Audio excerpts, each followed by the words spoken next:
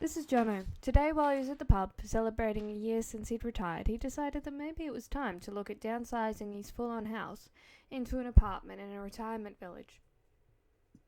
The decision didn't come easily, but he got right onto it, excited with the new prospects. There's a lot of information out there, apparently. So he began looking, he started doing research, he started making calls, and interestingly getting frustrated. When you start looking at these things, there might be a sense of urgency for some people. The information was convoluted, long, confusing. The houses were interesting to look at, and at the time seemed like a great idea, a lot of them, and yet some of the tenants didn't look overly happy. Finally, after putting his name down on a waiting list, he decided on a house and signed. He moved into the house and found out about 6 months later that he wasn't entirely happy with it.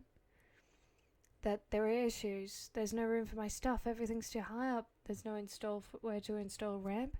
There's cracks in the ceilings and I can't bend down. I've been here 6 months and I legally can't get out of the contract. The next step is a business aiming to help for this, for when retirement living calls. This is Jono. He's still 65 and he's still about to start looking for a new place.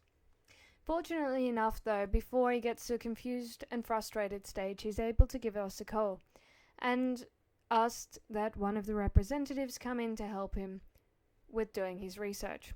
No longer does he get frustrated through having to go to different appointments with financial advisors, lawyers, contractors, all of the fun stuff all by himself.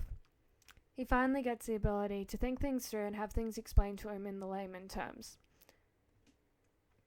The business is with him right up until he signs the contract, and then happily to check in on him after he moves in and check that everything's okay.